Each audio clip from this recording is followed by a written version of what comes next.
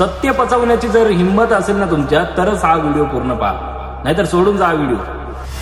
23 जुलै 2025 या दिवशी एक तरुण 35 वर्षीय तरुण आत्महत्या करतो।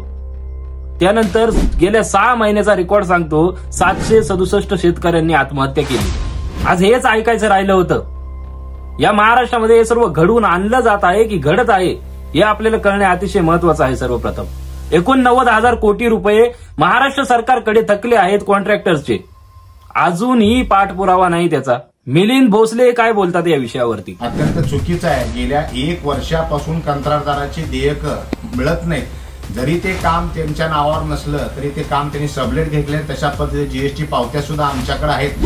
गेल्या 1 वर्षापासून कॉन्ट्रॅक्टर्सला त्यांचं देय मिळत नसल्याने एका 35 वर्षीय तरुणाने आत्महत्या केली, शेतामध्ये गळपास लावून आत्महत्या केली। आता या सोशल मीडियाद्वारे त्या तरुणाचे नाव तर तुम्ही नक्की ऐकले असणार। त्या तरुणाचे नाव होते हर्षल पाटील। सांगली जिल्ह्यामध्ये राहणारा हा तरुण एक इंजिनियर असून त्याला जल जीवन मिशन याद्वारे त्याला सरकारी काम मिळतो, म्हणजे सब कॉन्ट्रॅक्ट। असले कॉन्ट्रॅक्ट घेऊन काम करण्यासाठी तो 80 लाख रुपये कर्ज घेतो। त्या कामाचा तब्बल बिल जातो 1.5 कोटींपर्यंत। त्यासाठी तो अजून कर्ज घेतो 64 लाख रुपये नातेवाईकांकडून आणि सावकारीकडून। आता त्यानंतर त्याची जी आशा होती ती होती म्हणजे की सरकार भरेल, सरकार देईल, पण 2 वर्ष गेली तो सरकार काहीच देईना। गेल्या 1 वर्षापासून ती फाईल काही पुढे जाईनाच। त्या सावकारीला शेवटी त्याने वैतागून आत्महत्याच केली।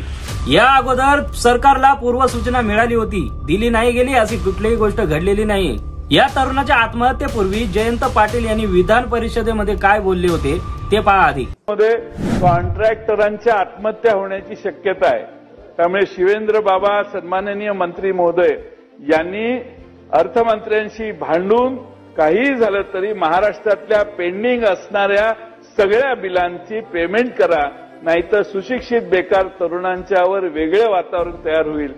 जयंत पाटीलांनी अगदी स्पष्ट रूपाने सांगितलं होतं अधिवेशनामध्ये की जर त्यांचे बिल पेड केले नाही तर त्या तरुणांची आत्महत्या होण्याची शक्यता फार जास्त आहे। आणि शेवटी तेच घडलं, म्हणजे सरकारी याचीच वाट बघते। आज आपण या व्हिडिओद्वारे सर्व ज्या गोष्टी घडल्या आहेत त्या सर्व उलगडून इथेच पाहणार आहे, अर्थसंकल्पना आणि सर्व गोष्टी याच व्हिडिओमध्ये पाहणार आहोत। फक्त शेवटपर्यंत पहा। मात्र ज्या गोष्टीची भीती होती आपल्याला ती घडलीच। आता सांगली जिल्ह्यातील पुरवठा मंत्री काय नाव त्यांचं ते गुलाबराव, हे काय बोलतात पहा। त्यांच्या नावावर कुठलंच काम नाही, त्या योजनेवर कुठलंच बिल पेंडिंग नाही। एखाद्या वेळेस त्यांनी सबलेट काम घेतलेलं असावं, पण त्याची नोंद जिल्हा परिषदकडे नाही। जिल्हा परिषदेच्या शिवूंशी आमच्या कार्यालयातून संपर्क झालेला आहे, मी स्वतः कार्यकारी अभियंत्यांशी बोललेलो आहे। त्यामुळे मला तरी असं वाटतं की त्यांचा या गोष्टीमध्ये कुठलाही संबंध नाही आहे। सबलेट काम केलं असेल तर ते आम्हाला माहीत नाही। आता गुलाबराव बोलतात त्यांची काम करण्याची कुठलीही नोंद नाही, सबलेट म्हणून काम केलं असतील तर अशी विधान परिषदेमध्ये कुठलीही यादीत त्यांचं नाव देखील नाही। मग हे काम कसे काय झाले? गुलाबरावांचं म्हणणं आपण एक वेळ सत्य मानूयात। मग या पाटीवरती जे नाव लिहिलंय ते एकदा ते लहान मुलांनी लिहिलं असावं असं वाटतंय मला। मग जर असल्या गोष्टींची नोंदणी नसते तर त्या कामांना परवानगी मिळते तरी कुठून? ही गोष्ट नको आपल्याला समजायला। गुलाबराव, तुम्हाला एक रिप्लाय दिलाय कॉन्ट्रॅक्टरने, तेवढा ऐका। माननीय गुलाबराव पाटील साहेब, काम सबलेट केलंय का काम कसं केलंय हा पण नगण्य विषय आहे, पण आज एका मुलाचा जीव गेलेला आहे अपुऱ्या निधी अभावी। ह्याच्याबद्दल आपण काय बोलणार आहात की नाहीये? अजितदादांनी आता सांगितलं की कुठल्याही कंत्राटदारांची देयकं माझ्याकडे नाही आहेत। माझं अजितदादांना आव्हान आहे, दादा तुम्ही वेळ द्यायचा। यांनी तर डायरेक्ट अजितदादांनाच मध्ये घेतलं, तुम्ही फक्त वेळ द्या, यादी सर्व तुमच्या पुढे ठेवतो असं एक कॉन्ट्रॅक्टदार म्हणाले। आता अजितदादा याच्यावर काय बोलतात? आलेली घटना अतिशय दुर्दैवी आहे, पण त्याला आम्ही काम दिलेलं नव्हतं। काम दुसरा कॉन्ट्रॅक्टर करत होता, त्याच्या हाताखाली हा कॉन्ट्रॅक्टर काम करत होता। एक मिनिट, कुठल्या कॉन्ट्रॅक्टरचं बिल दिलं गेलं नाही त्याचे नाव द्या, मला नाव द्या ना बाबा। अजित पवार बोलतोय कोणत्या कॉन्ट्रॅक्टरचं जे बिल आहे ते दिलं नाही, मला त्याची यादी आणा, नाव सांगा। पण मात्र नंतर त्यांचा महसूल मंत्री तो डायरेक्ट कबूल करून टाकतो गुन्हा की काय विषय आहे।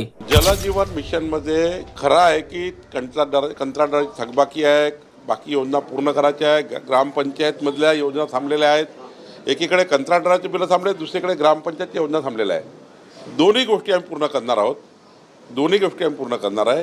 एकडे कंत्राटदाराला पैसे द्यायचे आणि योजनाही पूर्ण करायच्या. आता बावनकुळेजी, तुम्ही हे सर्व जे म्हणाले, मग अजितदादा असं उलट का बोलतायत? मला या गोष्टीचं उत्तर मिळेल का?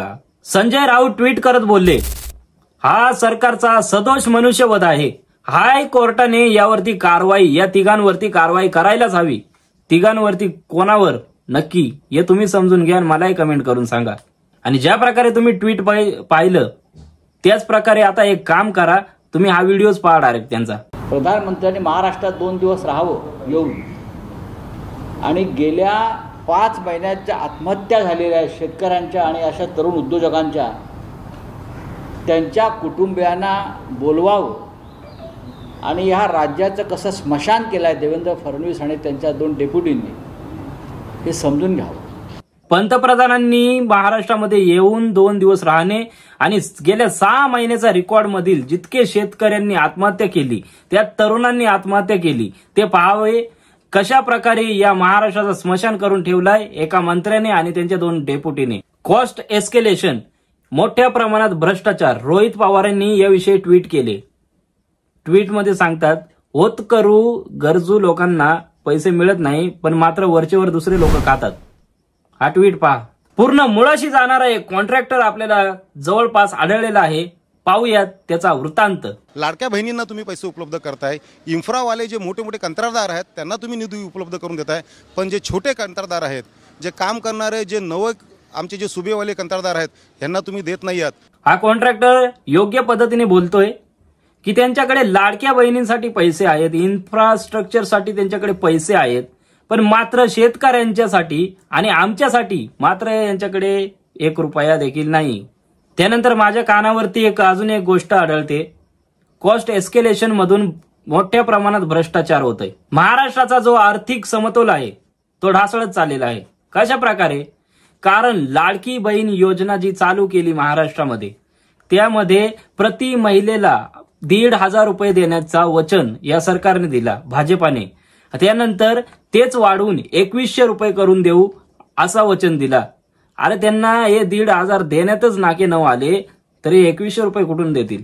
आणि शिवाय हे बाकीचे पैसे राहिलेले ते कोणाकडून देणार? चला पूर्ण अर्थसंकल्पना आपण जाणून घेऊया. जो महाराष्ट्राचा 2025चा जीडीपी आहे त्यानुसार 49 ट्रिलियन आणि जो बजेट आहे 7 लाख करोड रुपये. समजा एक उदाहरण आपल्या पुढे मांडूयात. जवळजवळ महाराष्ट्रामध्ये 2 कोटी महिलांना ही योजना, या योजनेचा लाभ द्यायचा आहे आणि प्रति महिलेला 1,500 रुपये द्यायचे आहेत. तर हे 1,500 रुपये प्रति महिलेला द्यायचे ठरले तरी आपला प्रति महिन्याचा खर्च 3,000 करोड रुपये, आणि 3,000 करोड रुपये इंटू 12, आता हे इज इक्वल टू किती होतात आपल्याला माहिती ना? जवळजवळ 36,000 कोटी रुपये एवढे लोकांना द्यावे लागतात. कोणाला? बायांना. आज आपल्या महाराष्ट्रावरती तब्बल 9.5 लाख कोटी इतका कर्ज आहे. या कर्जानुसार SGDP नुसार मला वाटतंय 18%, तुलनेत 18% आपला कर्जच आहे.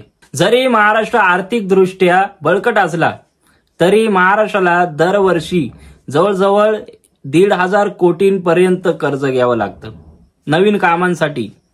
आता हे फालतूचे काम, ते रिकामी काय, ते लाडकी बहीण योजना वगैरे असे असतील त्या गोष्टी सरकारला म्हणा सोडा आणि जरा जनरल विषय त्या विषयाकडे वळा.